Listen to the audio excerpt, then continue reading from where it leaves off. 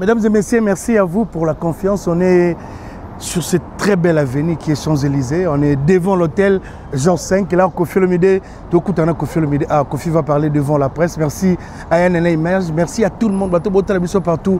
Merci Nabino Yani Kainga depuis Bruxelles. Bato Botalabiso aux États-Unis. Botalabiso à Kinshasa. Merci à toute l'équipe de Kinshasa. Merci à vous pour la confiance. Merci à Guizou Maïla qui nous regarde depuis les États-Unis. Merci pour la première dame, Jimmy Movoto. Merci à tout le monde. On va rentrer à l'intérieur dans tel Oyagi Toko en pleine Champs-Élysées. Kofi Olomide, Jean 5. Donc Kofi Olomide, tout à Solana Presse. On va parler avec Kofi, on va poser des questions avec Cindy Lecoeur. On va souhaiter aussi joyeux anniversaire à Maman Si. Il y a une image, on va rentrer à l'intérieur.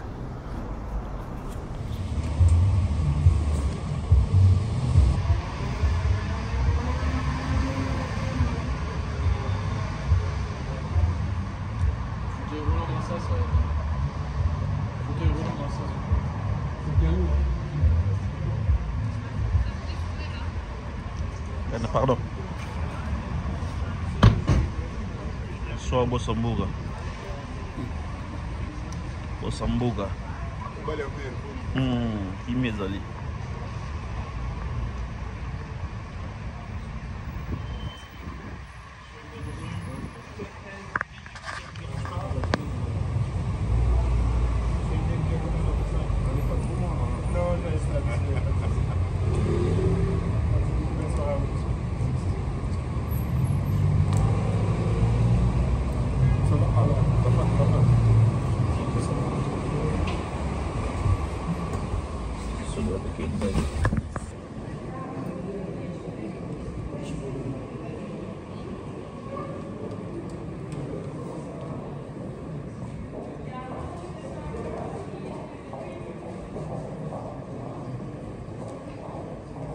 Bonjour.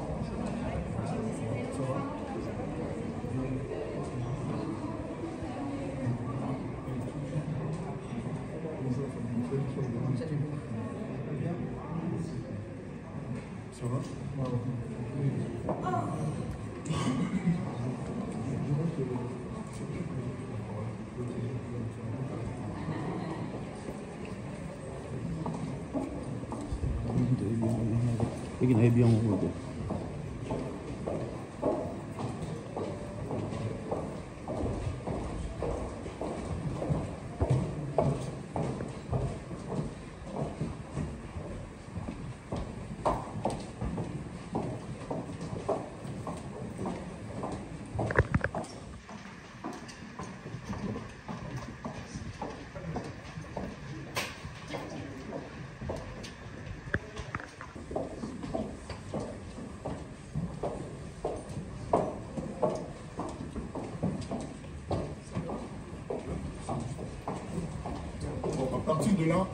À partir de là, il faut attendre tout.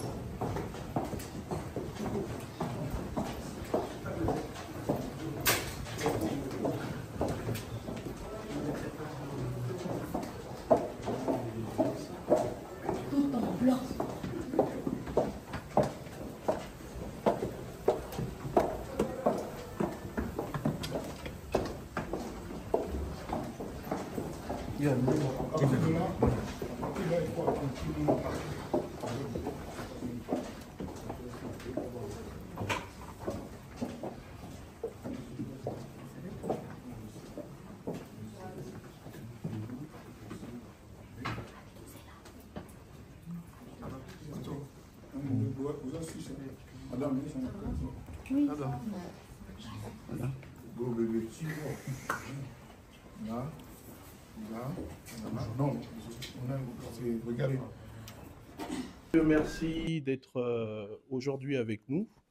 Nous vous remercions pour votre ponctualité et votre fidélité à nos événements qui commencent à devenir récurrentes.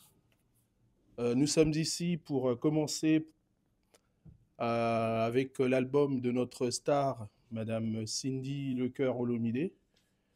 Donc on va plutôt faire chapitre par chapitre et puis nous parlerons un peu de tout, notamment le concert du 29 à Évry et également le concert de, une fois de plus, Madame Cindy Olomide, le 13 décembre en Suisse à l'Arena de Genève.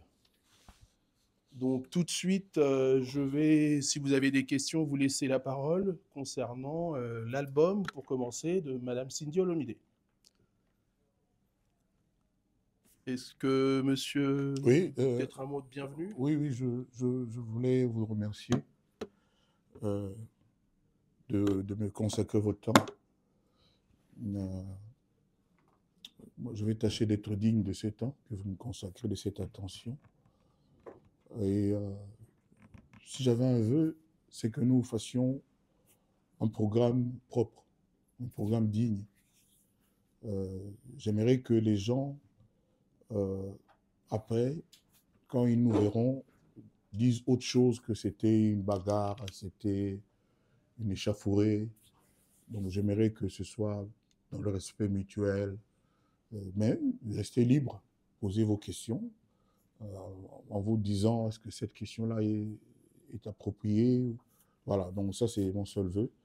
Si c'est dans cet esprit-là, moi je suis prêt à répondre à toutes les questions. Mais j'ai quand même des sujets quand même un peu plus importants que d'autres, notamment l'album de Madame Olomide, Cindy le cœur, qui est l'album qui est sorti hier. Et le but, c'est il faut que Cindy explose. J'avais dit plus d'une fois que elle est la plus belle voix, en tout cas en Afrique. Et moi, quand je l'entends chanter aujourd'hui, je vois Céline Dion, je vois, comment s'appelle la Britannique, là, la grosse, là, j'ai oublié, Adele. Je vois des gens comme ça. C'est des chanteuses qui chantent vraiment, sans tricherie, sans technologie. Elles chantent vraiment avec leur voix. Donc, parce qu'aujourd'hui, il y a des techniques un peu partout. J'étais ravi quand j'ai vu qu'on a créé des filles pour chanter les chansons de Kofi en usant de l'intelligence artificielle. Les gens qui ont eu cette idée l'ont eu parce qu'ils ont vu en Cindy l'intelligence venue du ciel. Donc, l'intelligence artificielle vs l'intelligence venue du ciel. Cindy le cœur. Je suis très fier de le dire en tant que Congolais, en tant que mélomane, bien avant d'être son mari et tout ce que vous savez. Donc, je me livre à vos questions avec le maximum de bonne foi possible et de sérieux. Je vous donne la parole. Peut-être, comme on dit toujours, les enfants et les femmes d'abord, ou plutôt les femmes et les enfants d'abord. Merci. Allez, je peux? D'accord. Bonjour Mamassi, bonjour chers collègues, bonjour Kofi Olomide. Quand même. Bien sûr, je me présente, je suis Madame Diasuka Glody et d'abord, je tenais à vous féliciter déjà de nous inviter à ces beaux cadres. En tout cas, c'est très bien, nous sommes bien accueillis, merci pour ça. Ensuite, par rapport à votre album, je ne sais pas, poser des questions à monsieur ou à madame? C'est moi l'invité. Si besoin est, je veux lui donner la parole, mais elle n'est pas venue pour ça. Elle est venue m'accompagner. Parce qu'après, ici, je vous avais aussi invité à notre répétition. Ça me tient à cœur que vous soyez là. Ok, donc, merci. Si c'est vraiment question particulièrement pour elle, oui, on verra bien. Mais je peux parler de son album à l'aise. Très bien. Vous nous suivez sur Elengia Congo. Merci. Je vous rappelle qu'il y a des dates à retenir. Le quartier Latin va fêter ses 39e anniversaire ce 29 novembre à Ivry-Courcouronne, dans les arènes. Ma première question concernant cet album, Suprématie. J'aimerais savoir concernant cet album, parce que la suprématie évoque la puissance, la domination et la maîtrise. Quelle est la signification profonde que vous donnez à ces mots dans votre parcours artistique? Suprématie. Non, on va encore dire qu'Ofi ne respecte pas les journalistes. Quand vous posez une question à laquelle vous répondez vous-même, suprématie, comme vous l'avez dit, c'est la puissance, c'est tout ce que vous avez dit, ni plus ni moins. Donc, vous avez répondu. Donc, c'est moi, elle non plus, elle ne vient pas pour s'amuser, pour rigoler. Elle vient pour prendre la place, pour compter. Mais déjà, elle compte beaucoup. J'ai aujourd'hui, en moins de 24 heures, les réactions des gens d'Angola, de Côte d'Ivoire, de Togo, de partout. Les Congolais, je n'en parle pas, c'est chez nous. Donc, c'est sérieux. Ce qu'elle fait, elle est là pour prendre la place, pour faire sa loi. Disons les choses comme elles sont. Et si j'en juge par le nombre des mélomanes, surtout des femmes, qui jurent par elle, je suis assez rassuré. Bon, les hommes rêvent d'elle, ça n'échappe à personne. Mais les femmes, aujourd'hui au Congo, c'est leur idole, sans chercher à faire des polémiques à deux balles. Donc voilà, donc elle est là pour s'implanter. D'accord, très bien. Une dernière pour passer les micros à mes collègues. Qu'est-ce que ça... Alors le mot suprématie, hein, moi, c'est un peu un jeu de mots que j'ai voulu faire, parce que si, c'est elle, si. Donc, quand j'ai chanté Mamassi, Pharmacie, hein, Mamassi, tout ça. Donc, si, avec CY à la fin, pour dire que c'est elle. Voilà. Très bien, merci Koffi Olomide. Mais qui représente réellement cet album durant tous ces temps de voir Mamassi, Cindy Leclerc à vos côtés actuellement? L'album là, c'est à la demande générale. Tout le monde voulait que Cindy vienne comme ça. Tout le monde voulait que... Mais moi, j'étais déjà en train d'écrire les chansons, de recommencer, d'arranger. Ça nous a pris un peu plus d'1 an au fait album-là. C'est-à-dire quand les gens disaient dans les... comment vous appelez, dans les analyses, oui, entre guillemets, ah, Cindy, Kebo, et moi j'écoutais, je riais, tout Même ça. sur les réseaux, partout. Bon, oui, mais les gens qui font les analyses sont dans les réseaux. Oui. Voilà. Donc, quand ils disaient ça d'une façon ou d'une autre, moi, ça me faisait sourire parce qu'on était au travail. Et Cindy, c'est une battante, c'est une travailleuse acharnée. Elle est d'une intelligence que vous ne soupçonnez pas. Elle est rigoureuse. Et puis, elle aime ce qu'elle fait. Elle aime la musique. Et puis, voilà quoi. Donc, pendant qu'on nous parlait, nous, on travaillait. Okay. Voilà. Très bien, merci. Je vais passer les micros. Vous? D'accord. J'aimerais que ça commence là-bas. Je vais revenir après. Merci beaucoup, Koffi Olomide.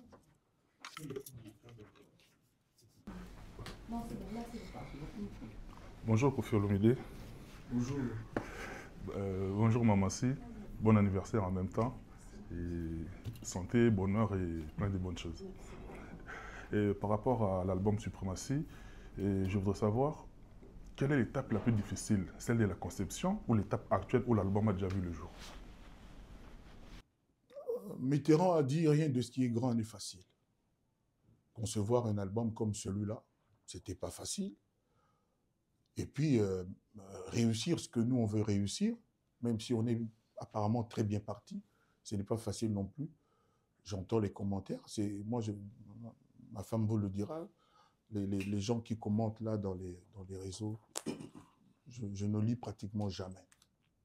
Si je dis jamais, je mens. Quasiment jamais. C'est-à-dire, je lis 10 fois sur 100. Voilà. Et là, j'ai quand même lu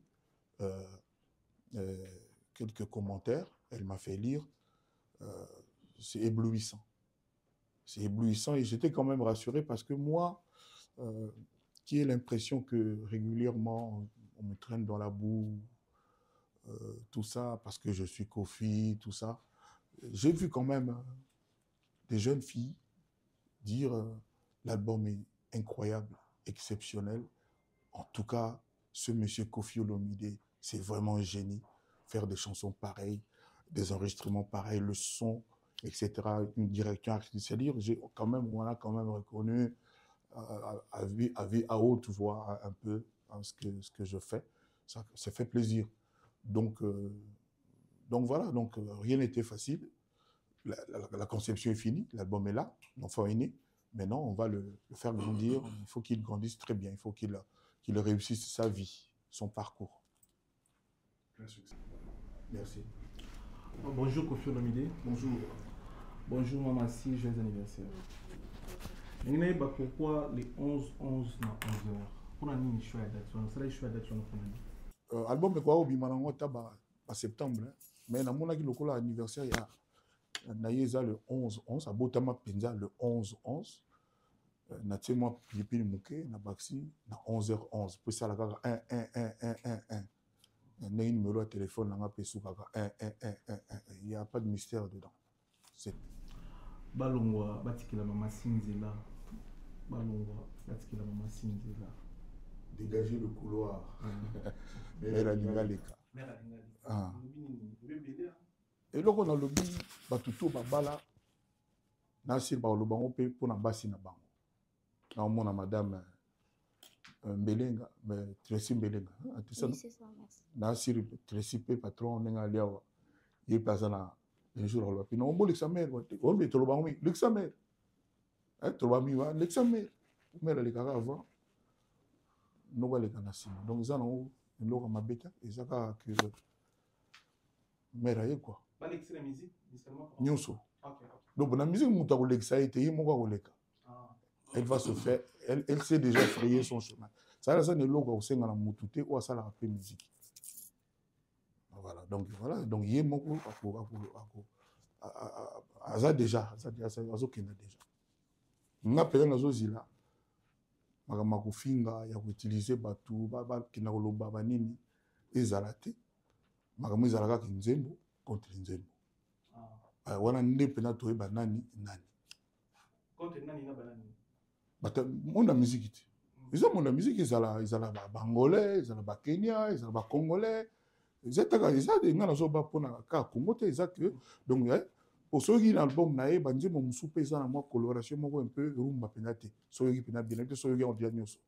Banzi muso on a ba bien ba salutation et puis nzembo ya mboka na biso. En fait il y a comme tout moi ya ça la menuisier moko. Ya ça on ça na ndako. Et puis pas trop tant comme kinga na mokula. Ah bon, c'est école à moi école papa là. Mais biso to rivaka oui m'a un jour na mnokambo mais ngareve nanga na yebata langue mo ya Congo ti a pas lingala oza nango moi patois kaka esangisa moi anglais transformé moi français tout ça.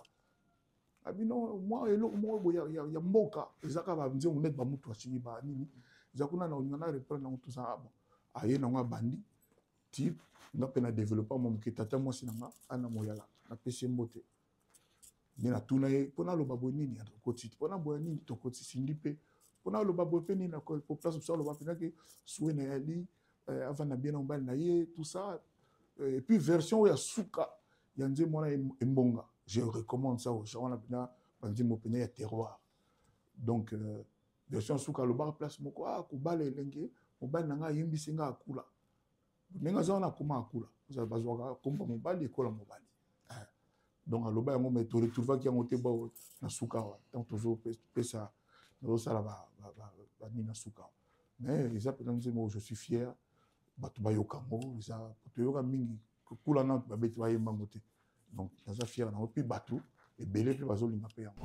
Bonjour les grands mopao na profiter pe joyeux anniversaire na mama si ndiko ba vaut mieux tard que jamais na profiter ngana yoki album naoki banzembo eza na kati 17 chansons osali voyage mo ya mulai na kati album wana sona bando tanga banzembo mais elo na résumé ezali nayoki Koffi Olomide ya jeune na ebite so eza becriture oke kozwa oyo banda kokoma na Bordeaux otikaka yango quelque part sona nga nayeba parce que album wana eza na saveur moi ya jeunesse na kati et nazo retrouver nga lokola na mtu akala nazo retrouver ba mélodie ba bilenge banda opesa biso na plume na yo ndenge ezalaki so na nga nayeba osali yango pona yo moko ko sala auto ko se rajeunir de toi-même ou bien olandi par rapport ya Ajama Masi na album wana ko bimisa yo na kimwasi en fait o el boso na remarqué question ezali wana so na répondre non ouais normalement na bino que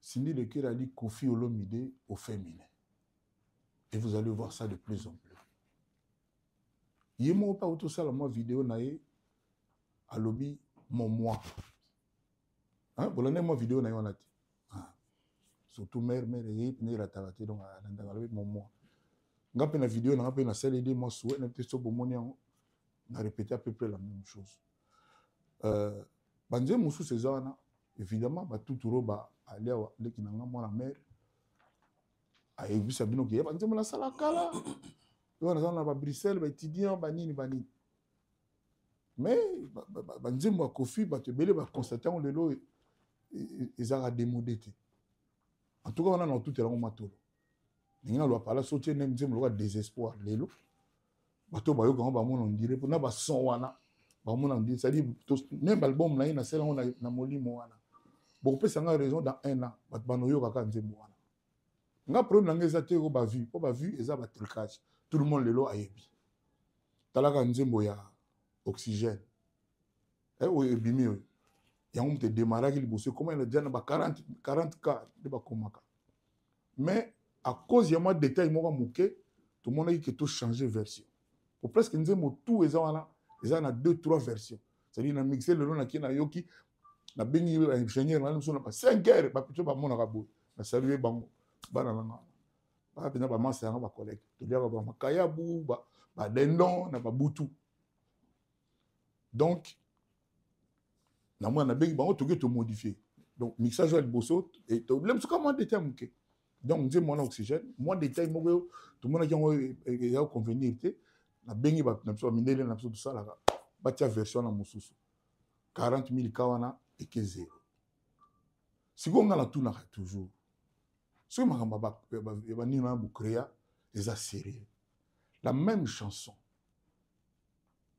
et ça 40K pour na moi détail au kolonze moi moi ça kaka yango kaka ça dit que tu tinga sana habiter loni noyo et change jamais na nzembo na ko yebate bino pata boyo yango difa boyo yebate ba 40K wana sikoyo eke wapi et rappeling ka ya YouTube nanga chaîne YouTube na ina boyo biti comme il a ba 2 millions d'abonnés ba yibango na ba technique abato ba yebi ba benga ba kombo batongo pare ba zap na agréé ba hacker donc ba zap ba yibi ke ba laka ba bi ke ba donc 2 millions de tekenda ba via ba Andrés ba nini ekenda ka bongo andim loka papa ngwaso me comme na ba 50 millions zo kenda kaka ekenda ka zéro bon na éviter bon le toi na biso na ba CD jamais so koteka obimisa ki ba sala ki 50 000 CD et ozo ma ono ozaka na 10 000 CD ne vandi mais les autres est BPT bon donc après ba viango ba ta YouTube na ka mo so ça dit 1 million ya so ka $200 ya combien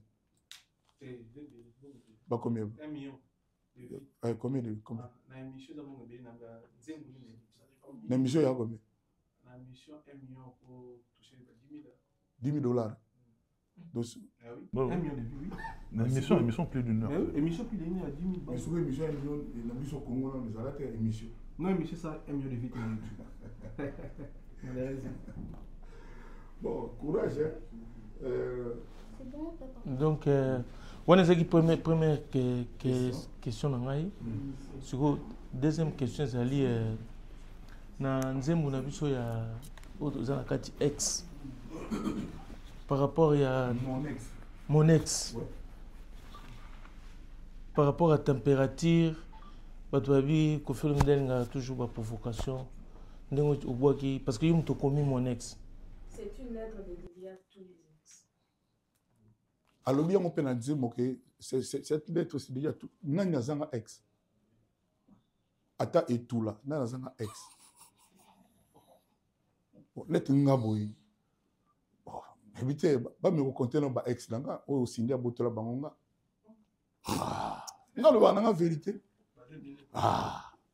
bon siko e comme système moko ba tout monde ba comment ko réfléchir na place na biso c'est-à-dire bango ba yebi makambo na biso mieux que biso moko ndenge ça bon siko d'abord mutayi mina no nzembo Cindy Leke fit Koffi Olomide te fit nzembo fit yet kaka nzembo générique comme moi quartier latin tu Koffi fit Cindy kaka générique nzembo tout ye mutayembi ngam na komi ye mutayembi donc et ça, c'est-à-dire, et bimika un jour même pas coquille, et comme il dit que non, la provocation, et puis surtout, Dieu m'a dit pour signer yemba nenga yembi.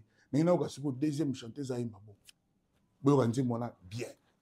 kaka ya Congo te ya Kenya pe o banzo mi koma kaka halala bébé tekataka pata bande banda kitini suka ikoma ebele c'est banzo mona ko sala ngo 20 mukolo mo so pendant balobi na ngena sala album mabungu na osepela bo pesa nga pena délai et puis na musevino banzo mabungu bato basala ngo baza na respect nanga parce que bato balinga bongo mais nga na mona na musique na bona mona musique fo ma minere ya la ndenge ex wana yali to koti mwana okaka boboro mo bongo epai ya Rihanna nzemo boné biso titre nango te akenda moi ba net ba espagnol net ba bloga ba faisons na bloga ba gitan donc siko sini apaloli yango nde bozoka na boyoki te bozo ata boyoka po nazo kamwa nzemo wana ba jeune bino to ba pampaka ba jeune bana mike ya ba dita ah non cette chanson là ah et je vous le dis vraiment ah non cette chanson là donc ils a penza penza nzemo quoi nangana pour ça question naoki mama si abwaki ba mama tout basala lokumu ya Congo a dédicacé bango ti Amérique mais naoki lycée ngate si mama lycée comment vous faisiez lycée moi je vois pas tant yo anon nzembo bien ya liboso za mama lycée ya ndeni siko moni ngana komai ba kombo moko boy yimo ko tie batu na yedo ba idol na ye ana droit ou pas la droit voilà maman lycée voilà merci pour la voilà mais avant bon place c'est l'espace wana l'espace moi espace na ko tia combien de combo kasi esprit yango to sala ki bon namona ba pasteur pe ba kotela ba ndimiti kuna ba namona pe pour le support ba convaincre bango penda ko te tola tu peux besoin nango toi bilamba noir toi nango te ya tola tu pasteur américain na lobi boy olobi tu dis polémique maman musu basali na lobi na espace wana mama etiso mazate obi etiso yo biete vonga ye aza te donc baza ebele oyo baza te vonga ye suka na chanteuse bama ebele baza te donc bamama wana oyo baza te bazongo mabe te eza kaka mo espace eleka mwa moke wana. Merci beaucoup, bonjour Kofi Olomide, joyeux anniversaire. Enfin aussi Kofi. Joyeux anniversaire à Mamassi et félicitations pour l'album, 17 chansons, il faut le faire, bravo. Mais question de Liboso, dans Kofi Olomide, quel est l'apport de Mamassi? Parce que tout le monde sait Kofi a commandé mon Makassi. Apport, il y a Mamassi dans l'album des années. D'abord, celui Azan a bien été moral, puis on a bien été non salarié. Donc je lui dois tout. Quelque part. Bon, on a été sur Yobala, mais je peux dire ça n'est pas na base quoi, mais à ça la capena a contribué à payer tout ça. Ok. Ouais. Donc voilà si. Mais question bon, normalement que maman si ne répond pas, les lots génération mon père a chanté ce babimi. Musique R&B, est-ce que on peut retrouver maman si featuring par exemple avec Rebo, je citais le nom, il y a des jeunes filles qui au Barossa Moussala bien. Mais il y en a qui les retrouver en style. Est-ce qu'un jour on peut retrouver? Parce que dans quel album bon, yo nanga tu habite nini avenir les autres réservés bisous. Donc comme dit l'adage, Dieu seul sait de quoi l'avenir est fait. De l'eau contentons-nous de ce qu'on tout ça non les. On a pas pété un jour dans ce manzi bloga bibero, na rappé. Voilà. Donc on a vraiment ta neuf on reste Ndengolingi. Ah ok, pour des questions. Oh, tu sais si ça on a posé pour le moment. Je dans tout directement quartier latin 39 ans quartier latin fait ça. Ton album to côté jaoué. C'est pour mon album tu album bien té. Mais baninga msubali wana. Ah ok. Bon, yo le concept. Bonjour maman Cindy et félicitations, joyeux anniversaire aussi. Donc je suis très content de ce que je suis en train d'écouter. Donc de salutations jusqu'à 10 mandats d'abord, je suis encore là. Donc bonjour les grands mots. Merci. Bonjour Dad et Quadracora, je suis content de vous regarder. Merci le fils, l'intelligent. Alors, mon père me dit, il y a une chose qui m'a interpellé d'abord, c'est cet amour de révisiter l'éducation de la société par la salutation. On avait visé avec faire pratique, mais la version féminine, on n'avait pas encore eu de la chance. Maman Cindy nous a proposé encore. Voilà, par exemple, pour revenir à ta question, pardonne-moi. Tu vois, par exemple, là, on avait un débat entre nous, quoi. Je lui dis, mais pour toi, c'est quoi la première chanson? Parce que on va sortir un album pour les initiés, pour ceux qui aimeraient fièrement arborer ça. Parce qu'on ne vend plus beaucoup les CD, mais on va en fabriquer peut-être 1000, juste pour ceux qui voudront vraiment l'avoir en mettre. Moi, par exemple, j'aimerais vraiment Natal à Gangon pendant longtemps. Okay. Donc, au moins, par exemple, voilà. Normalement, l'album, on a vu ce banaba générique. Dans un générique, on a banaba qui en tout cas, pour nous, parmi les plus beaux. Quoi. Tout ça, là, comme la musique à Congo. Et clip, vraiment, t'es nanoté. Ah, non, tout ça, t'as 4 minutes. Ah, t'as vu mon nom, c'est ça très bien. Et puis, quel beau clip. Quel beau clip. Et puis, on a longué dans le Kofi. Ah, Kofi Olomide. Et on va borona la tagana. Et puis, boba, on a monté. On saute en moto. Non, rien que pour ça, vraiment, clip, ça vaut le détour. Hein, donc, Pona, par exemple, elle a donné son avis. Donc, il m'a débat contradictoire. La salutation. On a mis les choses la Sini. Aïe Makaba Rumba Netkaka et Jerry Banini. Mais bon, tu as la salutation. Donc, tu peux dans le bateau mbote. Tu peux dans le bateau mbote et puis tu côté Dengue et Zawana. Merci beaucoup. Merci. J'ai trouvé ça très nécessaire pour l'éducation de la société d'aujourd'hui. Il y a une chose que je trouve, l'esprit de la chanson. Quand je regarde ma maman, je sais qu'elle fait partie des femmes les plus épanouies, la deuxième première dame de la République. Oui. Mais elle a chanté une chanson, Tu me manques. Oui. Est-ce que c'est Kofi qui a une personne qui manque à Kofi Olomide dont Cindy a chanté, ou c'est vraiment Cindy qui a... Parce que moi, quand je regarde la relation de Cindy Lecker, elle n'a pas le droit. Je ne vois pas où est-ce qu'elle peut chanter Tu me manques. Qui manque à Cindy Lecker? Bon. Les chansons ne sont pas toujours autobiographiques. C'est-à-dire, il ne faut pas penser que quand je chante, c'est seulement pour moi. Je n'ai pas 18 problèmes. Là, il y a 18 titres. Je n'ai pas 18 problèmes. Voilà. Donc, j'ai chanté une chanson. D'abord, moi, mon problème, c'était le rythme de la chanson. Je voulais quand même changer de couleur parce qu'on a beaucoup fait notre rumba traditionnel. Là, je voulais quand même... Et puis, tant que faire se peut, je voulais que la chanson accroche. Moi, je pense que ça va beaucoup accrocher. Ça déjà. Le thème « Tu me manques » là, tout le monde a quelqu'un qui le manque. Autant que tout le monde a un ex. Ce n'est pas Robert qui va me contredire.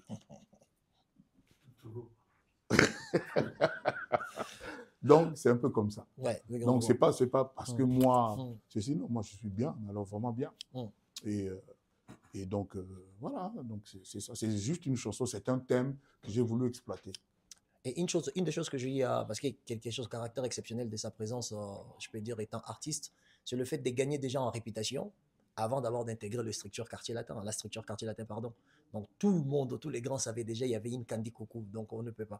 Ma question est celle de savoir les octaves et surtout les effets de voix faits expressément pour essayer d'attirer les gens émotionnellement. Est-ce que quand vous avez écouté ça, étant artiste, Kofi Olomide, je ne parle plus à ma mère, je parle à vous, Kofi Olomide, quand vous avez écouté ça, sans sentiment, sans plaisanterie, comment sentez-vous quand vous entendez cette chanson-là, sa manière de placer les mots avec cette voix? Vous savez, parmi les gens qui m'écoutent, il y a quand même des initiés, il y a des professionnels de la musique, il y a des gens qui passent leur nuit, leur journée dans des studios, qui savent ce qu'on appelle mixage, des effets, etc. C'est vrai que la voix de Cindy est traitée, mais à la base, la matière qu'elle amène, son organe qu'on appelle voix, est extraordinaire. Mais évidemment, nous passons de nuit. Moi, je mixe, hein, avec mes gens, je mixe. Et c'est pour ça que je vous dis que quand je vais à mon lit, je mets mes écouteurs, j'écoute, en tout cas, 60 sur 100, 60 fois, je vais toujours corriger des choses. Donc oui, on corrige, mais à la base, c'est que là, c'est incomparable, c'est incroyable. Moi, vous savez, j'ai déjà raconté cette histoire 1000 fois. Le jour où j'ai rencontré Cindy, j'étais assis avec l'ingénieur de son, et puis elle est venue avec une autre chanteuse. Elles sont directement passées dans la cabine. Comment on appelle la cabine, hein? Là où on chante. Il y avait un micro au milieu. Elles se sont mises comme ça et nous, on les regardait. Et puis, c'est elle qui avait dit « Envoyez la chanson !» Et puis, on a écouté la Lili Kaniki, voilà. Et puis, elles se sont mises à chanter. Je ne les connaissais pas ni l'une ni l'autre. Et au bout de même pas une minute, j'ai demandé, mais toi là, c'est quoi ton nom? Je ne me rappelle plus pourquoi c'était à elle que j'avais demandé son nom. Et elle m'a fait sentir quelque chose qui m'a fait vibrer. Voilà. Et puis je me suis mise à aimer son sourire. pendant qu'elle chantait, parce qu'au bout de la 7e fois, on a commencé quand même à se faire des sourires, des gentillesses. Il y a toujours le mur mitoyen, là. Comment on appelle ça? Le mur du sang. Le mur du sang, voilà. Et on se voyait, mais vraiment, j'étais ébloui par sa voix dès le premier jour. Et puis, je lui ai dit, non, toi, tu sais, voilà, ça c'est quelqu'un qui n'a jamais sollicité d'être dans le quartier latin. C'est moi qui lui ai demandé de venir dans le quartier latin. Et puis, quand tu es là, je m'embrouille là, j'avais dit... Ah non, vous êtes bien. Je suis bien. Et puis, quand elle est venue... La puissance, le fait de voir, c'est que ça vous a impressionné dans les studios. Exactement. Pour l'appeler. Donc, j'ai dit, chantez à Boye. Parce que l'ingénieur a dit avant que tout ça. Elle a chanté pour tout le monde. Elle n'a pas chanté avec tout le monde, mais pour tout le monde. Elle a rendu des services, notamment au papa de beau bébé là qui est là en bleu. Qui est quelqu'un que j'aime vraiment beaucoup. Donc, elle a chanté avec... vraiment, même parce qu'on veut faire croire qu'il y a soi-disant, il y a musique chrétienne. Non, elle a chanté avec Bill, Ferré, tous ces gens-là. Hein? Je n'ai pas besoin de citer le nom, elle a tout à fait raison. Donc, Aïma, il y a musique normale. Pour moi, la musique même, il y a la musique normale. Peut-être que suffisamment pour ça, je ne sais pas. On verra bien. Donc voilà un peu quoi. Ma dernière question est juste, ma chanson préférée dans cet album, actuellement encore, parce que je continue à consommer, c'est Oui, Loulou. ça va évoluer. Ouais, mais pour l'instant, c'est Loulou. C'est Loulou. Loulou, ouais. D'accord. Loulou, là, pendant 2 minutes, pendant 2 minutes, 2 minutes 35 secondes. 2 minutes 35 secondes, dont on n'a pas entendu votre voix. À la 36e seconde de la 2e minute, là, on vous voit faire dédicace. Après, ça suivait des papas au Tchombe, le reste et tout et tout. Mais le modèle commercial de la musique congolaise, c'est ma bangana matolo. Ma maman s'est dit de Kéré, il y a un de mon colo album. Il y a solo. Les premières choses,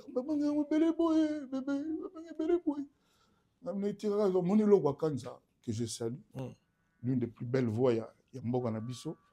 Je me suis tout seul, tout ce gars trop. On a besoin de diabolos, hein? Oui, bien. Je me suis tout ce gars kaka. Abinanga mais nini bino busaka pour boy ba nzembo ils ont bougé zo ke la tête ba miko ana. De côté tout il y a imbaga na imanga mais justement ngapela mitunaka. On dirait on inga bisoté loko. On inga noka ba mindele ba brésilien ba ni. Nzembo na yo donc pourquoi c'est ça et puis boire ba tout est pour nani. Ah oui, surtout, il y a moi, maman. Il y a moi, il va faire il a fait boire un bateau. Mais il n'a pas osé. Je lui ai dit non, boire un bateau, bateau, on s'est fait là, bateau, on peut pas se faire là et tout et tout. Et ça, on est Michael Jackson à Zika dans le studio. Pour lancer la publicité à Pepsi. C'était Pepsi, hein? Il y avait un début de samedi comme ça. Il y a Pepsi. Moi, Pepsi, a 2-3 millions de dollars à Peminaï, à boire ce bateau. Biso suivi au Tosandé. Oyebi ke bana ba fait 12 ans. Je l'avoue là, c'est-à-dire pas bon wana et dans appel à Mamubele.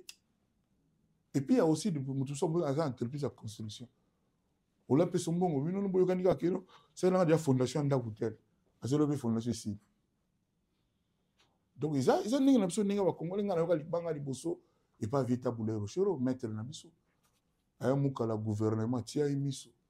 Donc on dirait faire tinda mukala atala mutumo boy tia yemiso boybe bangana non donc voilà biso bato bana ote tokuta et ya moninga ndenga musique Congo de l'opé comme appelle la journaliste c'est rare journaliste ata tanga combien de diplômes à ça l'émission ça autant à moi comme ba 3-4 mimi ya bato bana moi ba quelque chose na ba donc journaliste est-ce qu'il y a aussi des gens qui ont proposé maman c'est peut-être à chanter pour eux. Est-ce que Kofi va accepter? Sur mon doigt aligné Kofi maman si ayembela est-ce que Kofi va accepter facilement? Non qui album tiens banzema soki ya 5 bato eza wana so za na moi ata moi na oyo tenabika papa mabanga ndo lobi kasi soki mutu yango aza na besoin ya mabanga ayi na mbongo mais na album yo album mabanga yali ayembi nzemba bato bakoma bato mosusu Fa pesa combien pour batunsu ba banzembu 100,000. Nikoloza na mbongo o ya yembelo to sololi. Mais loko na bigo na ngoti ni ozana. Te na luka un jour tam. Na yeba. Jazz ça va nous foutre ba somo en limite. Déjà, félicitations à Cindy Laker, donc le premier album. Félicitations malgré une arrêté la féliciter parce que propre yo la journaliste ils ont quand même moins niveau. Vraiment, monsieur Saïd, papa Zaïd, c'est vrai c'est un trop. Félicitations. On considère que c'est un Cambo. Et Cindy Laker déjà c'est l'une de musiciens à quartier la terre où mais là qu'on est capable Combien d'années déjà jusque là? 18 ans, hein? 18 ans. 19 ans, dans le quartier la terre. Premier album, tu m'as dit qu'on consommait Mouké Malembe et puis conférence de presse.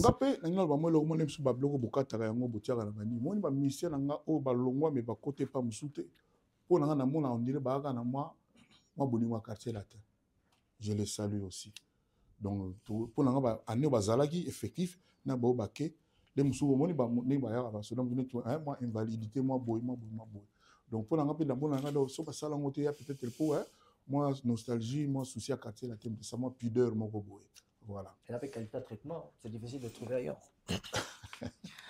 Voilà, et on va continuer pour le bac déjà mamasi et n'habite sur ce beau ça mais apparemment vous appelez moi na outra ba école wana ba musique wana contrairement à les grands mopao ba musicien kaka boy sans qu'on les kana ba ina na ba école wana ba musique mais l'autre ça la première conférence de presse na yo et pour ni conférence de la kotika yo moko lo baté il y a zo répondre beaucoup plus na place na yo or ou met pe na quartier la terre aux amaye les nyos o ya yemoko le gamo pao ou tu sous la classe ya musique dans tout na tout na ganga conférence de presse yanga ce qui conférence na yo zala o yebité voilà mais pour justement conférence de presse sortie album naie oui.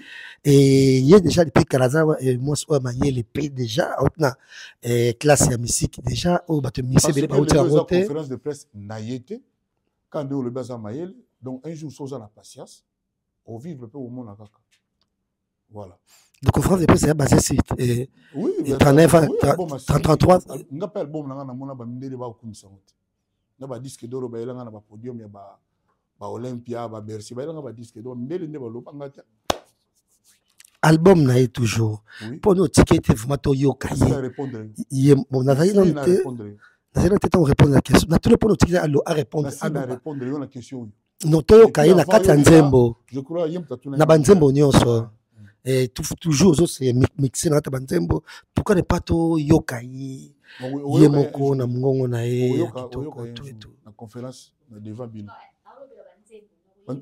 na koyemba vala bon de banzembo na ngai intervenant o muté mabe c'est pas possible ko yuka bola biso ando ko kabola bino te mais ma papa banzembo na ngai oyoka ngote ayema kutu na banzembo ba chanteur mususu ba longwa na banzembo na bango ya tia voix na ye o muté mabe je me permets de te le dire donc yuka bola biso ando kabola pour na sida ta mutu mwa ngatu na ndenge nini sida iba to na banzembo na yo mais nzembo na yo yimbi ata mukete mutu pas ko tu na bon papa nani mais sinon en gros félicitations et le grand rendez-vous encore une fois les 29 pour la 39 quartier latin surtout bakano pour son bando tanga oxygène calibas fia quartier dimanda donc dans tanga ka pour nous que misa peko aussi là et bakano na bakano parce que nangana eba parce que on est dans la kolobeza katina yo quoi ki yo kozwa album ya ndenge wana ba œuvre ya ndenge wana ko CD yango est-ce que eza étant qu'artiste nde baloba joueur oza na kati ya terrain ngaka chabi mo égoïsme wana ba joueur est-ce que eza facile ko CD ba œuvre ndenge wana na ebité tani nozaki na ntango décider est-ce que c'est facile ça dit au niveau le va par là vraiment boyokanga bien que depuis musique à Congo ezala motema ya bongo ya malamu na ezala te mutu moko te asala ndenge o décrire pona mutu mususu moi si tout mobile, même matin moi si naïe, ils allaient jamais. Peut-être rien que pour ça, un jour, ou même maintenant, ou un jour, les bossas la banali, bon maintenant, Kofi Aza quand même exceptionnel. Dans mon thème, il y a bon. Déjà, pour le bateau, Ali Bissaka bateau, patati patata. Mais toujours vivre le lélo. Il y a lieu de dire c'est du jamais vu. Louéré. Il y a louéré bel woro. Louéré. Nakosi. Voilà. C'est du jamais vu. Même dans le moment où la chanteuse baza, dans l'orchestre presque nous au Congo. Louéré nakosi. Voilà. Biso na mino basangola bango tu yoka mandambo ndambo. On habite soki ndeni net nga bonde na zabo. Na habite na yoka mwana moko bene. Ayoka toujours beta concert à Lila pena benga tout ça ya kaka po mona mama sibo et tout ça il donne na pesi bene mote pas ali pia ya to ya mai bien ayemba pe tout. Bon. On peut bana ba jeune avant n'est pas petit na bina filé. La pesi pe bina filé mote. Bene nga fimi ko. Peut-être si on a bien ça le problème n'est pas balaga. On a le bac il souper bien filé au salaire album. Ce que sont le bien comme on m'a dit mon pas le bien.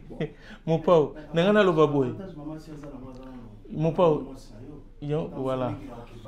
Parce que vie privée il y a bien filé na bene yo yebi. Papa tika ko kena mbangu boy. Tika na ko kena mbangu. Tika na ko kena mbangu. OK. Tika na ko kena mbangu. Omoni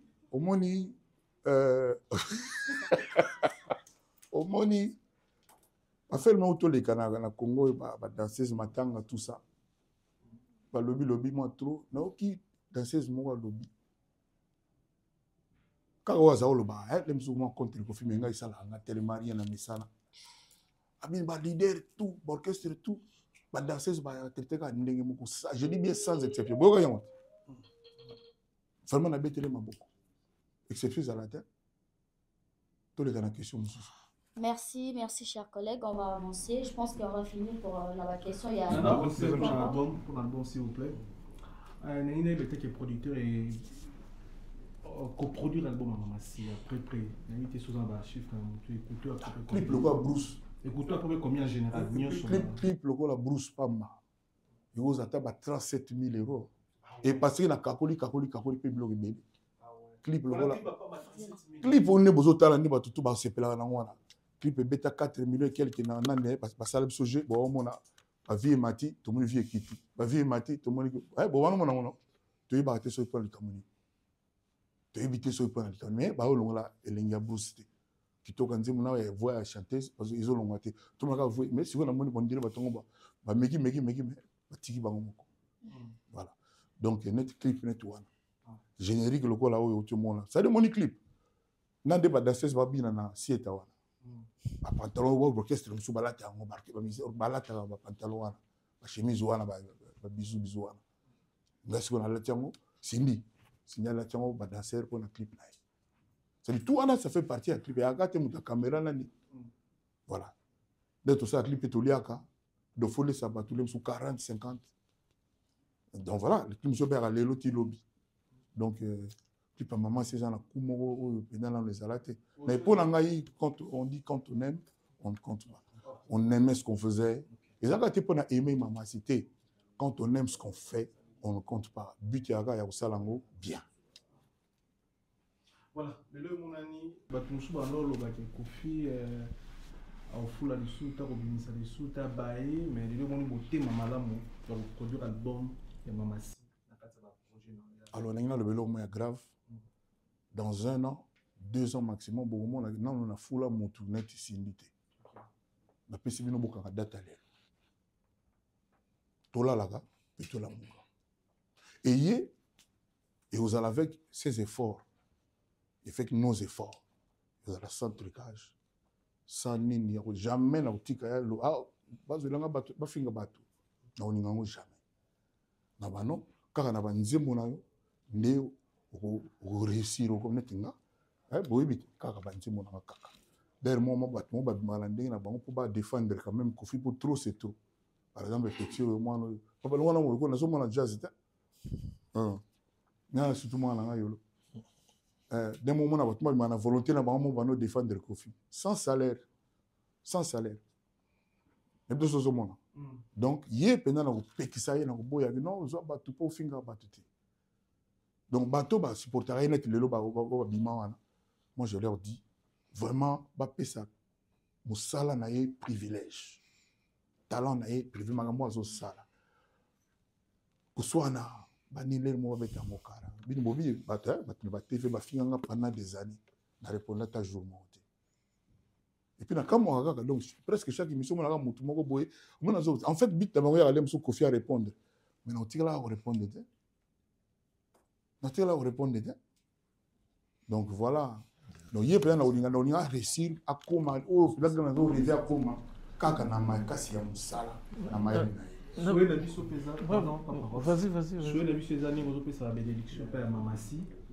Et puis tout le monde a été dans le tapis rouge pour le trophée, tout le monde a été dans le trophée pour le parce que. Bon, si un jour, surtout pour Tani, attends Macron, mais attends Trump. Donc vous appelez un super moi, un privilège parce que le président doit payer ce raté. Le président doit payer ça. La musique, bien au commentaire kaka, boy ma me gars ati. Na le ba mingi te pour la boy émission langé za la polémique. Ma kamaye belé. Ma kamaye peine belé. Attends, je vais poser une question. Dernière question, je pose à ma famille. Est-ce que, pardon, est-ce que vous pouvez nini award du Boga Zara na Congo? Ngoma Africa. Ngoma Africa. Ngoma Africa. Ngoma Africa. Ndula Award. Ndula Award. Vous venez les libres à un Après, je me tourne pesa bonbon. Je me tourne pesa bonbon. Ah, bonne nanga boygo. Donc voilà, donc parce que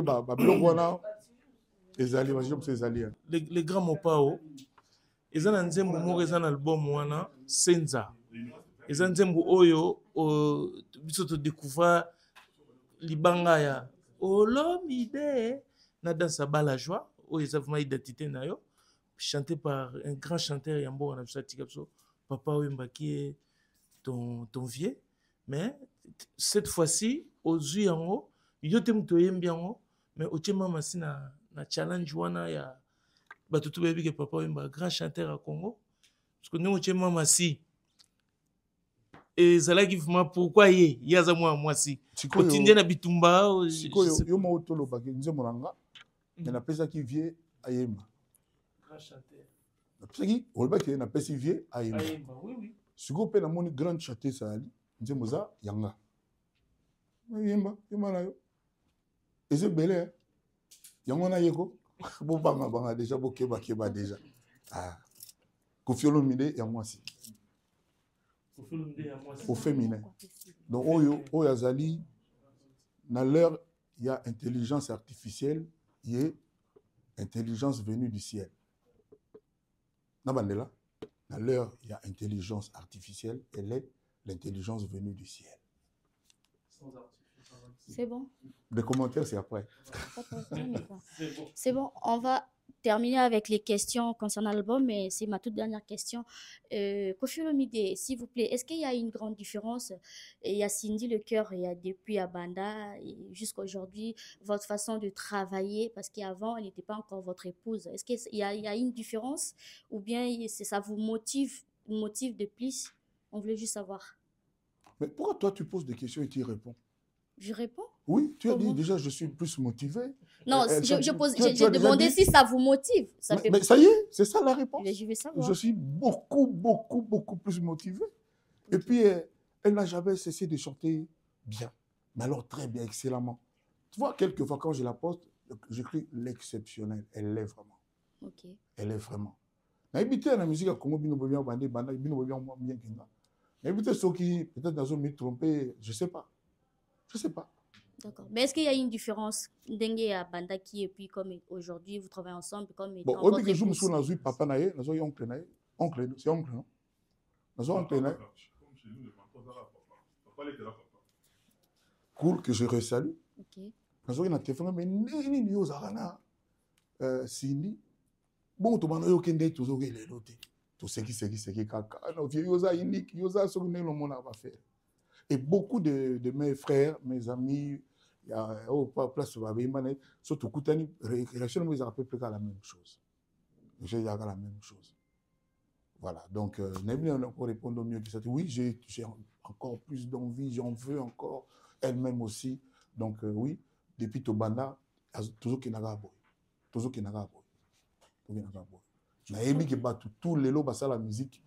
Bazoyo kanana bomo vraiment attentif mana bi moko moko na car na bazoyo ka me boy ba lo bela bino te bazoyo ka. OK. Mais selon Dieu banda kana dégager le couloir mère lingalika atayo moko. Na wana mususu n'ayez pas peur de l'enfer. Évitez plutôt la diffamation, les crimes, le vol, les mensonges, l'ingratitude, la criminalité, la sorcellerie. Donc, si tu évites ça, tu n'as pas de raison d'avoir peur de l'enfer. Parce que par contre, ce côté, D'accord. Mais pour finir, selon vous, quelle est la chanson que, parce que vous avez commis au monde qui est en état d'esprit, na yo penza nzembo yo yango pe na commis na mutima si on peut savoir. Nyo surtout. Ça dit nga utu boy mo ndio sala nga pasi. Le temps bozo pona wana ndi bo sala nga pasi. Depuis ça aura pena moko. Ça dit nzembo wana moko ayembi yango lokola album mobimba. Très bien. Et ça l'envie na mon. Ça dit boyo ka pena banzembo wana moko bongo na pena que ça vaut la peine. Merci. Kofi Olomide, par rapport à deux grands événements qui pointent déjà à l'horizon, j'ai très rapidement des petites préoccupations. Premièrement, tout le monde affiche Moko, il y a Kofi Olomide, il y a des danseuses au Bazara Kala. Alors que la plupart des danseuses au Bazawana, Bazara vraiment dans le langage positif envers Yote Lelo, qu'on se le dise. Mingi Bazawana n'a pas média. À la limite, justement, la plupart de mon aïwana, ça ressource vraiment un bon terme. Le fait que mon affiche, c'est fait exprès ou bien ça pour créer le buzz. Deuxième préoccupation pour faire. Ok. Non, ma garçon peut en acheter. Il y a un Kamoro. Il y a un Balubaka et pas il y a un Moutouna comme un ani. Amon a sauté nani. Pas les gars, bien à danser la Kofia Kalawana. Amon a Balubaka.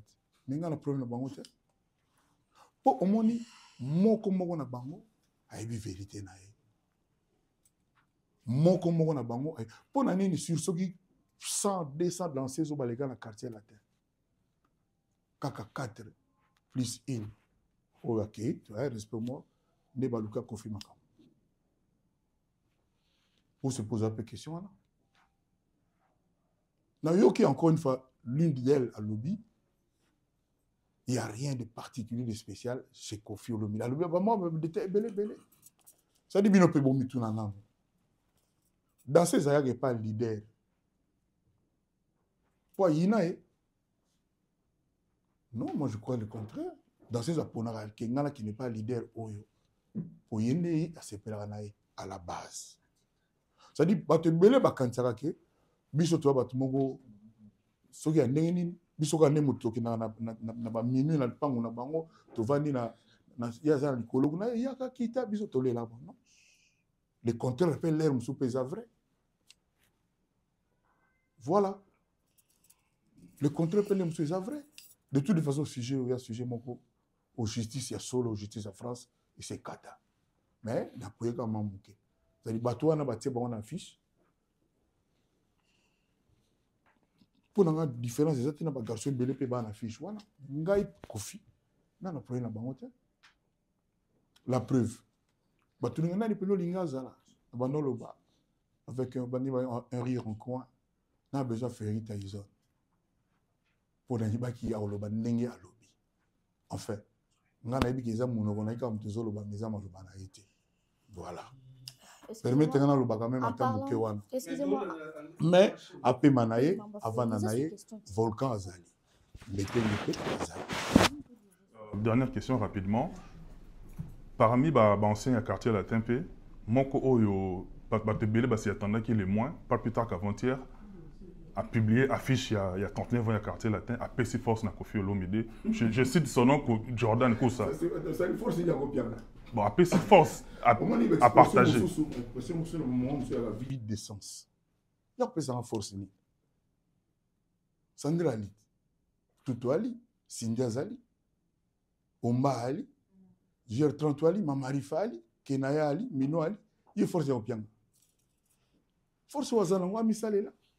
C'est tout. On a besoin de solo, on a été, donc voilà. Voilà, et comment qui boy. On a besoin de force, on a été. Juste la famille. Na moni pe mère moko. Ma mère ka balo bakala, ma mère musu balo ba sagesse. Maman moko boye. Abi expression moko umela o singa famille kata na kufana na tembe ba famille musu pe singa kata na apenza. Net o evoke wana. Ngate yemi. Ayi ate boza pemeli. Net ngana tu as famille mais to za andeni. Kotala moi sia batute. Tala ngam to sola. On évolue. Kofi Olomide pour la Félix Taïzot, avec des matchs pour les capables patron naï. Nasi na sisi comme naï. Ah mais. Nasi na silisi. L'émission quand même. Nasi na silisi. Naï na patron naï, baï pa baouta. C'est tout. Baï baouta. Le muso baouza salaire mongo. Na lo bato na lo bato. Non, c'est bon. Oh. So bino banga so ni ngate. Naï no wa lobi patron naï. Bango mo baï pa baouta. Bango mo pe baï ba salaire na bango. D'ailleurs, naïe na patronné ba chef d'orchestre. Bata musala quartier latin. Non, le bateau, non, le bateau. Ah ben voilà, ici c'est lit. Ah, il fallait qu'on t'aga. Mais peut-être comprenez qui bien pour la démarche, ndenga lobby que démarche ça la. Akoko azali libre lo bandenga lingi na sida sisi sujet na ye. Volcan Azali, Meteng Azali, Thierry Mogratani Azali, Platini Azali. Na yeba ki aloba wa lobby. C'est tout. On est qui 12 thèmes, mais on on évolue, merci Kofi Olomide. Papa Rose, tu as une question par rapport à l'événement du 29? Mais oui, il Malouba. Non, c'était fini. Ah, c'était fini. Ok. Papa Rose. Dans l'entreprise quartier latin, oui. Et comme on appelle Ozumutu par piston, c'est tout ça au dilemma, obligé. Moi, je suis poids. Mais ce que tu as dit, peut-être aux autres, parce que nous, on a des soldats qui ont quand même. Ce qu'on a dit que 4 solutions, tout ça, on a dit. De 29 ans, on a dit que les années. Ça dit, bon, nous savons tout comme avec la minute guitare, la cocotte. C'est ça le. Je comprends que vous anticipez, mais la question est qui. Comment on a parce que vous avez fait la pétro yayo ou ya d'origine oui tant on va décevoir yayo Kofi Olomide vandi boye aux autres la bimé oh d'origine comment ya rolo ba et ça la on surtout pour lingato rien ça la ngari c'est on peut dire ça la ngani ngani na boy année prochaine 50 ans de carrière et bon moi na makamnenge o le année prochaine 50 ans de carrière, on a télémé on a mis du costume à soi. Et album, oh, lelo na mokili, Congo, Zolo, Afrique, Zolo, oh, il y a biso à quartier latin. Signé by Cindy, le cœur Olomide. Non, les lani. Bato mingo bakenda, bakutanga nde bakutanga, kama wanazaka aboye. Botala baklip nanga karate.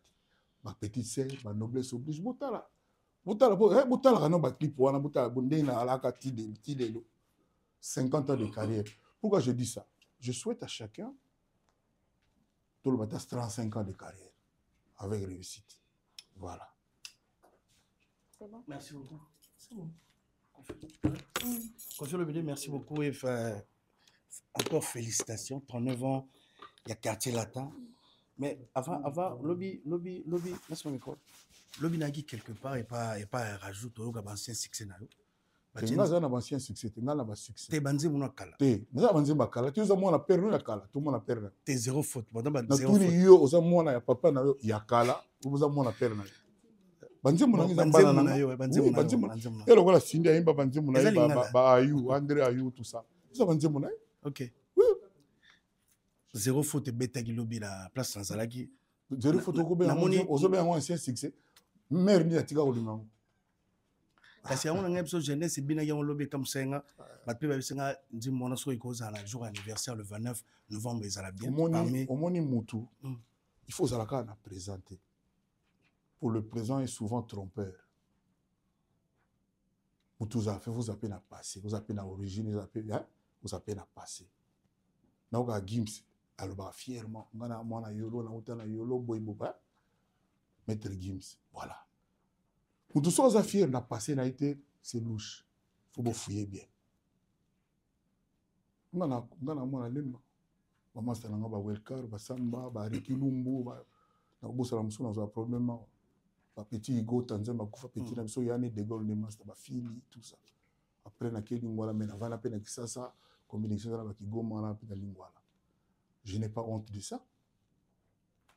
Je n'ai pas honte de ça. Vie à mon théâtre, bon. Étape par étape. Moi, ça la pas titiller Madame Olomide. Comment photo mon gars tout ça. Oui, ça quand tu te dis qu'elle est là commandé comment. Elle est fière de ça. Quand ça soit au contraire. Babou me l'a dit archive. Mon tout a un parcours na. Papa Rosalie, ça me l'a passé na mo. Dem ça au second mais là on a parlé on a bien engagé 4 jours. C'est que je... Donc, Moutoutou a la présent T. Ok. Moutoutou a la présent T. On a Lélo.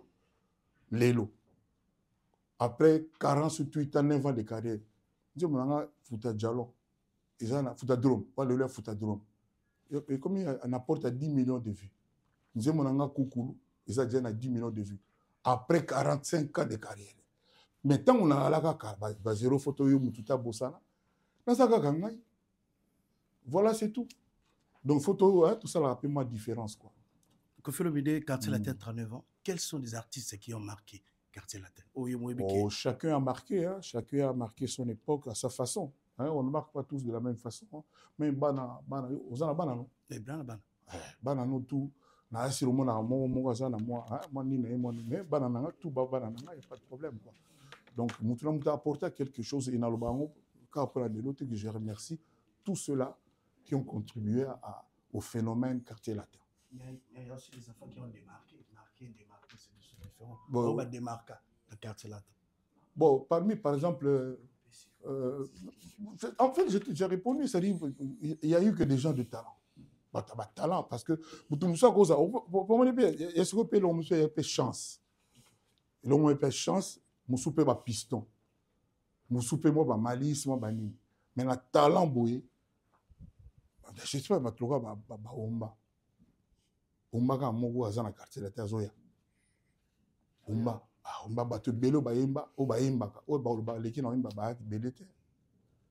So ni oyi ba pina valeur omba benga Fabregas ngoza. Hein na télé bino omba par exemple na quartier la te bato ba yemba bato pena ba o ba yemba ka. Les athlètes n'ont pas une quantité à succès, mais ils ont pas lobby qui ont cocaïne et ils ont les cas. Bazamouké. Petit le gars j'ai 33 cacao. Non, on a explosé. Beaucoup de monde a pétrole a explosé. Nous avons un bango patron na bangonga. Naibi moko. Je vous le dis. Cindy n'attend été. Cindy n'attend été. D'abord, on a un record 19 ans de Quartier Latin avec fidélité, avec connecté. Ça fait au moins 19 ans à l'Ambara. On est bien au Zanga. Oui, on va voir.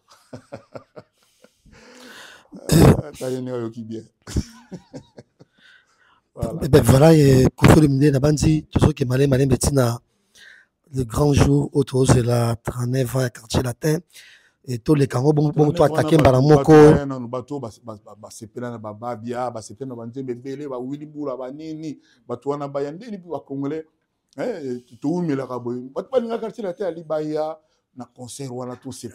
le 29 wana eza na Evry Couronne tous ils sont bon total asko Suisse mais toujours Koffi Olomide yo za mutu oyo de temps en autre au bimarapo au la musabato un tout petit peu surtout le bateau couper sa point de vue na on a ba sujet oyo za rempe ba ko aborder mais na suprématie tout le monde titre mo eza na 10 mandats.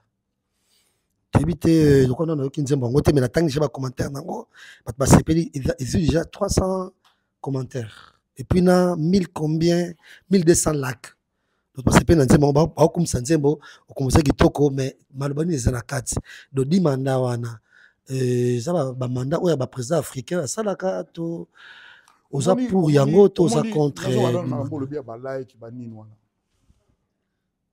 mutu muso ba like biloko nega po na ba fanatique na ye atanze do balingi na bango te et comme le roi devoir Nakosi. Donc, ce n'est pas représentatif.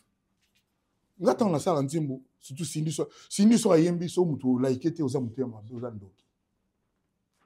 En tout cas, na bima mutu, moi, bima le bagage, ah, Cindy Yemba, benze, moi, mabe, moko, l'album. Ça, c'est pas représentatif. Cindy, le cœur. Ils ont été pour ça, au long midi. Mais Cindy n'est pas Yemba, kapena, donc ça n'est pas Yembi, l'album, oh, laikete, laikete. Même si vous avez distrait. C'est très important aussi. Ça s'appelle Dimanda. J'aime le oxygène. Pour liker un côté comment. Mutombo ereko ki arepo. Nous me voyez là-bas. Il ne va pas de ça. Donc bon, le blog va like quoi et comment va coûter. Et comment va coûter. Mais ce qu'on dit maintenant. Ça doit page. Le même jour, on va faire un Kofi. Voilà la place de mon côté. La place exemple. Ça dit on a 40 pages. Donc et puis au fin on a kokani. Yo ça muta maelete. Ba bi logo na représentatif soute. Mais ce qu'on dit les choses ça va zéro photo louer à lobby. Les choses ça va désespoir. Ba bi logo to mal les alakate. Les alakate nzembe za bien ou bien nzembe ya bien té. Mais ce qu'on dit mandat les messages politique to et dit mandat ya bolingo te papa na logi nzembo yo mo lo boyo kite yo kana te amuna na motema di manda donc mundo sa di manda amuna na motema mil manda ça ta mil manda ah papa yo kana nzembo voto la muninga na ma politique na wimbo na album abonde en tout cas. Félicitations les grands parents. Oui. Vous négligez souvent le côté numérique alors qu'aujourd'hui vous faites partie des personnes. Je ne néglige pas. Je dis à la Congolaise, attends, à la Congolaise, c'est foutu en l'air. Ça part dans tous les sens. Il y a trop de tricherie, il y a trop de trucs louches. Malgré ça, vous faites partie des Congolais. Comment voulez-vous que la plus grande vedette congolaise, chanteur congolais, star congolais de tous les temps, Koffi Olomide, c'est indiscutable. Ce que j'ai produit, Nabatu, ce que j'ai produit, Nabanzembo, donc Tilelon a produit Pekanam. Indiscutable, on va comparer. On a son album, Moutuma, Kotiana, Otembete, Moutaza lucide. Moutoko a succès, mais Koffi a sa Koffi. N'a le baboye. Nini, ce n'est arrivé que na Koffi Olomide. Bayiba, YouTube, naïe. Non, on a posé question, t'as. C'est numérique, on a quoi? Ça dit, tu 19h, tu as dit. 19h. Nini,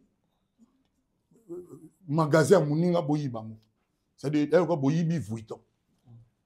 Sandro, YouTube et puis aux salles il y a une concurrence que yo cocaïne alors que au Yibi YouTube naï ba complotiste des complotistes c'est bénin comme mot ah ouais la criminalité les crimes magasin moninga c'est dire au Yibi 8 ans si ko au le baquet d'autres Gabbana l'équipe 8 ans mais 8 ans ba Yibi en place les aïgona ils allaient rassouter.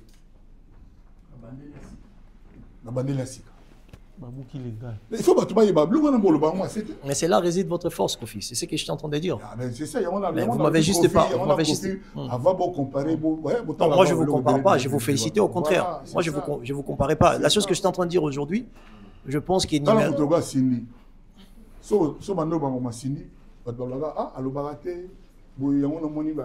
une conférence, tout ça.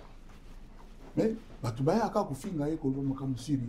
Comment on a c'est sur la base de quoi? C'est sur la base de quoi? Non, on peut comprendre, mais pas trop. Ouais, Quadra, moi, je voulais vous féliciter. En fait, la direction de ma réflexion, c'était pour vous féliciter. Parce qu'aujourd'hui, le numérique... Non, album il y a signé des exceptionnels qui signé bien. Et écoutez, Batuperi, au titre que tu as eu, bataille quand le cadre d'analyse. Il y a des choses qui m'appellent Joe. On a fait le album, c'est-à-dire, il y a des choses qui m'appellent le jusqu'à là. L'album est très très bien. Et ça, c'est-à-dire, tu n'es pas tout le monde à oxygène, tu as oxygène, tellement bon à perfectionner. La perfection. Voilà. Donc tu as capé, pas le mapé que ça bien. Et ça, quand tu fais pour me bien, il faut que ça soit. C'est ça. Il n'est pas 19h. Ah ben voilà, il n'est pas 19h. Les 13.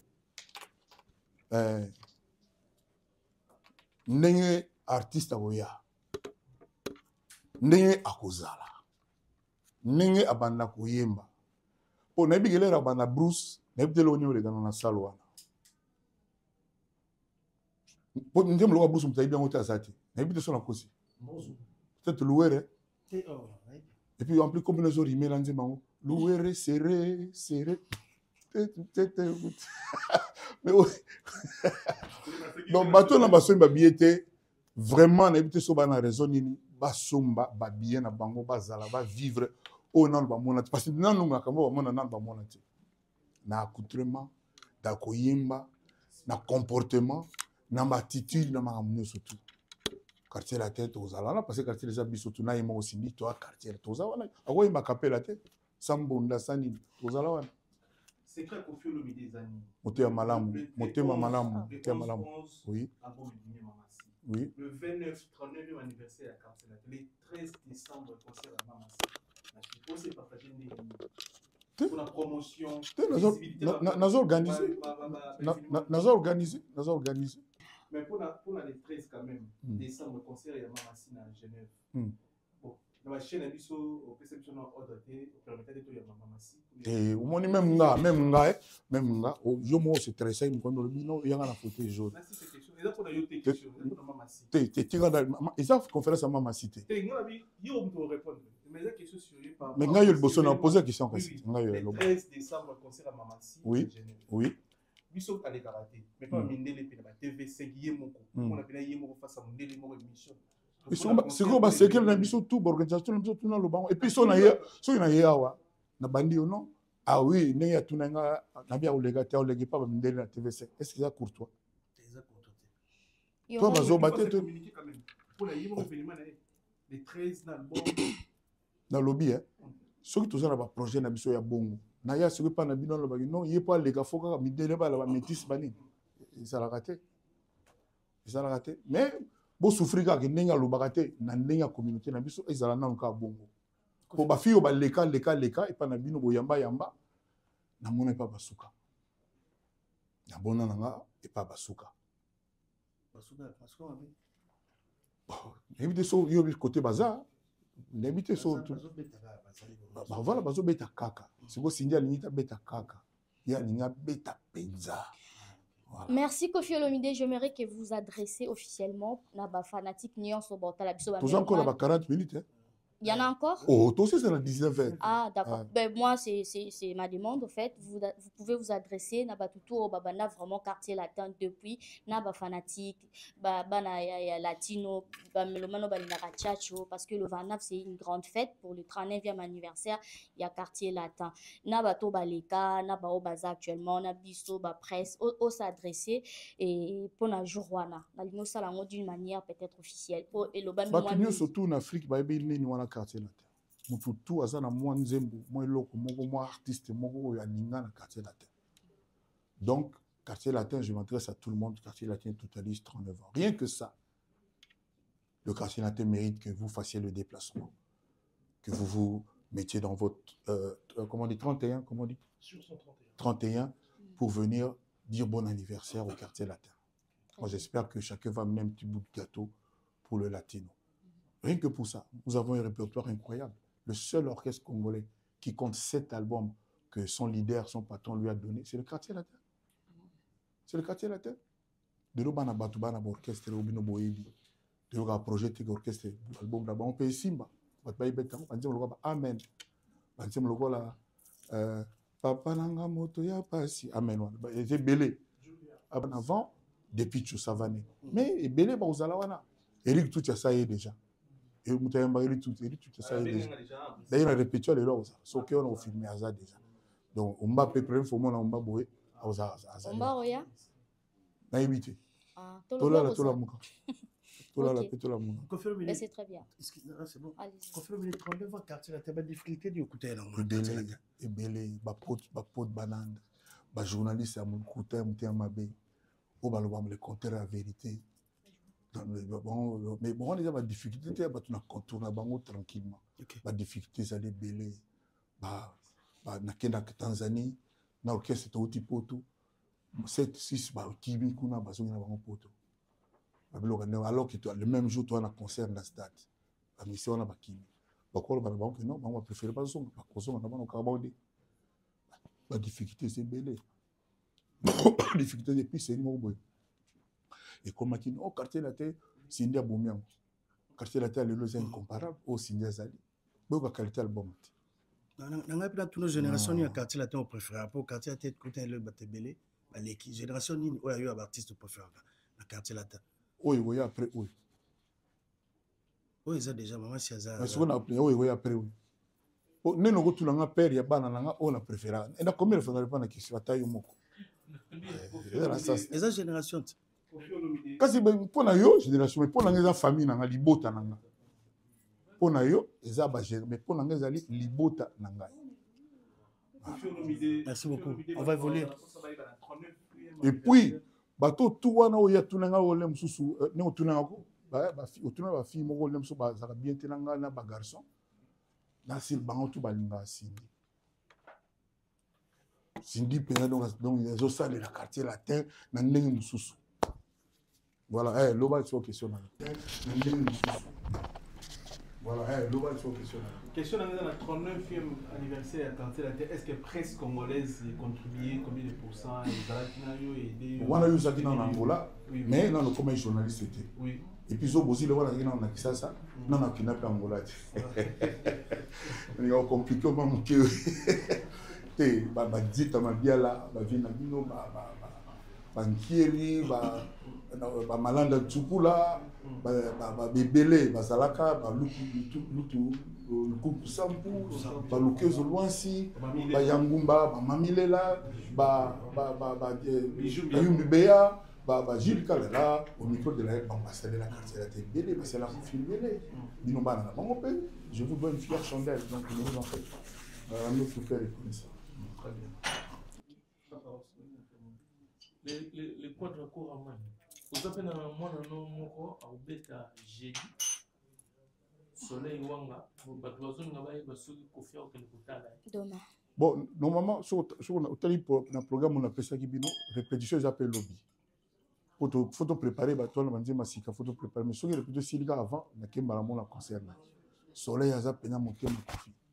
Et puis on benga ba coffee fil tout. Bazala na concert wana. Soleil penza. Vraiment, j'assume quoi. Ceux qui ont répété ici, na qui mais les ba concert comme on dirait comment ban avant et comme si l'avant. 20h 23h. Sérieux? Et pourtant, tu es invité, on dit, mais belle bêtité, bah chaud. Bah l'offre ici, mais bêtité. Mystique, concert, on a. En tant qu'ambassadeur avec la culture, est-ce que vous êtes bénéficiaire de l'aide du gouvernement? Au c'est évidemment le banda gouvernement peut appuyer le PC pour aider à organiser. Bon, à ce comme il faut le gouvernement mutasala. Ils ont une valeur. Moussala musique, Moussala footballeur, talent joueur. Lionel Messi Patia Babi n'a limité gouvernement argentin intervenant. Néazana numéro 1 de tous les temps, incontestablement. Tipo Azo Loba Loba Tro Nicolo Cristiano. Pour moi, il y a Messi Aleki, qui Messi Loba. Donc, ma polémique Nicolo Yali. Oh, Cristiano Lobi, qui est Kayem Taloba. Messi Loba. Messi, hein? Abominable. Oh, so dans le but que Messi pour nous le plus grand. Na Birmingham. Non. Vous soyez fan moi longo ezani. Et puis l'intelligence on a ébié à Olongate. Pour nanga Messi, c'est qu'on a bana le barak, moi ni Messi, pas à la Messi, na Cristiano, président Portugal à salarié, Messi pas salarié, musique est bon, tala moi na oyo nani. Moi na moi sur à 2 jours. À 2 jours. 3 jours. Et combien toi? 3 jours. J'habite sur le président Mali, mais c'est bon, à Mali. Mais d'origine. D'origine malienne. Son président. Musique est 5 bon. Voilà. Parce que ce commune en bon. Vous tout le monde n'avez pas lingi. Après, le gouvernement, ça lui en a bon. Les gens sont compagnes. Et comme facile, et comme ça dit Moutoutou, moto eko peut-être tongo etali petit là ninga to mundi burobino achepe libaya to so na Wimbledon président futela ngango amutala nyanga de près yo te musique c'est ga faut toka les mo pe moi risque moi échec ya là et ça échec ça là l'autre échec ça l'autre quand tu na 49 ans na 39 ans tu beta pas tambo ba 15 concerts pe fora sur 2000 sur 7000 sur 10 000 sur 40 000 sur combien oui ok donc mais so comme une bon Kofi Olomide, s'il vous plaît, attends, pardon. Je voulais savoir, Ndengo évoqué ka kombo ya Ayana Kamura et Tikenga, parce qu'il y a ça déjà 3 jours. Voilà, tout on a eu ma 3, on a tingala yoga ka. C'est quoi commis 3. Est-ce que yo poso envisager peut-être on a ba jour Zoya combien de la stade de France? Ça dit na sa émission na hote, yo na la conférence. Ba chara ba question na yo zilam ko na oya. Non, on a le loto le baquet le 29 novembre Batubaya Toto du Selo voilà tout c'est là et puis le 13 Genève on les a dit jamais vu. D'accord. Ah voilà c'est ça. Mais bah la question pour parce que on a répondre et comme a fait respecter à journaliste c'était. La question. Mais réponse nango ezali. Mais tout qui na lobby na moni ka ndeba osala respecta ba jotani a lobby na monsieur c'est ça to sukaka boye on a complété question il y a Junior Loere na Congo to na fond pour la promotion de la culture donc ils légitime ceux qui l'état congolais il a subventionné artistes na biso ils légitime surtout na Trump il y a Kofi Olomide subventionné à subventionner Batutu justement dit ça c'est des ba subventionné toujours on a pris ma vie pris par to tirer la tana ba 13 clips on a mis salamité. Bappé ça signé par 4 millions de dollars. Surtout signé. Pas 4 millions c'est l'eau. Mais bon ça démarche il y a aussi. Qu'est-ce qu'on est tout le monde. Mais on a tenu à monter na yake na ba non, na tina ba tout boye bossa ba nini bappé ça. Je voilà, na muta bon nga na koma bo un effort personnel.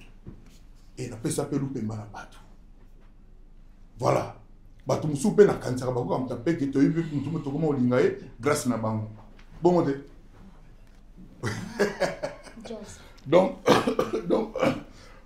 nga so bango ke bako net nga na o mérité cette net le année ba ne roya so na bige non la salwa nettement jubilé moi lo mané voilà ils ont mérité les 50 ans de carrière à Kofi par exemple c'est ils a tout à fait légitime que l'état congolais a accompagné en de sa propre volonté. De sa propre volonté. Il fallait que je l'ambassadeur de la culture. Dans la Séngaïté. Bon, on est qui là. Parce que si on a fait des promotions, voilà ce qu'il faut moutonner surtout par idée. Alors on a peut-être dit que ma quelle est la concurrence qui ngaï boy. Pour battre tout comme un démon. Au tien concert au sommet de ticket tout peut se bander on a ba tondi. Batie ba vion son deni. On subventionner mais pas les béarnais monter là. Mais la partie non s'il vous plaît. Et moi dit comment so batie linga. Non c'est comme pas 2 millions, 20 millions. Toi non. En tout cas tout ça na 20 millions c'est ma molingi. OK peut-être net na mon fermé, obi bo bino tout ba bien ngo mutamta ya oso. Aussi son qui na Villeneuve Saint-Georges, bino tout ba ya oso ba bien. Voilà, ou alors tu as un portefeuille, vous avez 20 millions. Ici, vous le dites que non, concert dans beaucoup de 20 millions. Voilà. Vas-y, et puis moi je vais répondre. Les grands mots pas.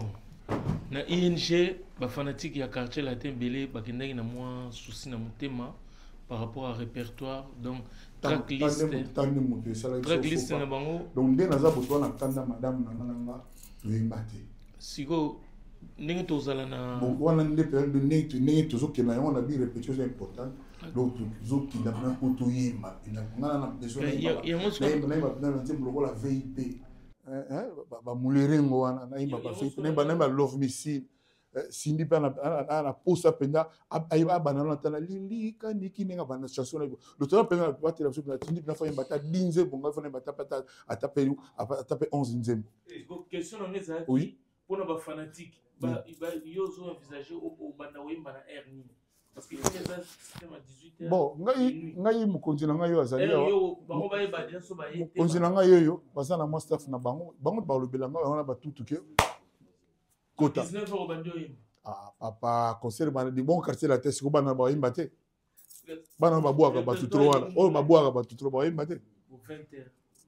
Na lobby ngai nazana ba patron ba to ba ya ke no banda. OK. Et ça organisé. Ba ayoki. Anini? Ayoki. Ayoki ni. Ndenge ba fan bazana besoin donc ba fan ba ya avant. Ba fan ba ya avant. Bana ne ko na mona ki spot ya petit langa buba. Akendaki na supermarché moko boye là la bima non venez déjà à 14h soyez là à 14h déjà parce que il faut pas qu'il y ait de queue trop long voilà so what ba ya bango avant pena avant ma mutu ifandi promet Kofi Olomide année prochaine 50 ans de carrière pour fêter 39e anniversaire à quartier latin mais aux appena ba koko nabite koko nini oyo linga mingi pour tanga ba kongo ba bina filière otangi ba robino mondibu nous avons ba koko no ba sape musique nabite koko préféré nini oyo on se pela nemi na musala sala la musique musicalement parlant nous sommes en koko azobo ya koko na te non te comment est-ce qu'on a choisi te maintenant ba koko no ba boya côté na yo ya mambasi a souhaité que le 29 novembre batubaya bonne chance na ye za bon chanteur na ko nje moni mo sa yeli boso bo na pousse titre na mo bo jema ni boso bandaki nzimne ya promotion na ndimo bane na wana tu ezaki très bien ezaki très bien ba petio na tout o ba bet ba yimbela so bana batala na bango bana batala on a le bam comme sous bato ba ya ko na format bato ba ko sa bato OK o ba petio na ba ya ka déjà ba za déjà na matière na bango biso dule msuku to beb sa pe ba mini na bango voilà biso to ya to coordonnaka to canalisaka to encadrer nga en tout cas c'est comme ça voilà. Merci et bonne chance à tous. Bonne chance. Merci pour l'efficacité. Au télémi pendant plus d'une heure de rendez-vous. Il faut valider pendant une heure de temps. Si on a félicité, tout on a validé. En fait, il faut valider pour félicitations. Merci Kofi Olomide, merci beaucoup, c'était un grand honneur. Donc, il y a un document chef, il y a un document il y a un document bon. Non, ça ne s'appelle pas je vais remettre. On va juste peut-être prendre deux questions, deux ou trois sur le test. Non, on a fini, c'est pour cela que je l'ai dit, on a fini. C'est bon. Merci, je disais pour les stars. Donc, je vous remercie du fond du cœur, une fois de plus, pour être venu. Dites à tous vos téléspectateurs, tous les gens qui vous suivent, et dites à tout le monde que Cindy a fait un album qui honore la musique congolaise de très loin. Un album vraiment, on dit que la perfection n'existe pas sur Terre, mais cet album frise vraiment la perfection. Que les gens prennent le temps d'écouter. Tout à l'heure, Jazz, Papa Zahid, a solo m'a dit mandat, sans qu'il y ait par exemple ma politique. Parce qu'il y a un beauté. Donc, demandez aux gens d'écouter. Et puis, surtout, dites aux gens de venir honorer le quartier latin, de venir dire merci au quartier latin. 39 ans de carrière. Vraiment, j'invite tout le monde. Et puis, ceux qui ont été dans le quartier latin auparavant, qui savent qu'ils ont un bon comportement, la porte est ouverte. La porte est ouverte. Mais déjà, ceux qui sont là, avec qui on travaille déjà, la soirée est réussie. Donc, merci à tout le monde. Rendez-vous le 29 novembre à Ivry. Je salue tous les jeunes d'Ivry. Bana Ivry, n'a pas essayé tout le monde qui est jeune. Cheikh Fou, vraiment. Je vous salue tous. Voilà, je vous salue tous. Je vous dis vraiment ma considération. Si on me le permet, je viendrai vous rencontrer parce que vous le méritez. Et puis le 13 décembre, donc ils ont une bonne année avant les 31 quoi, à Genève. Voilà. Merci encore. On nous reverra bientôt. Merci.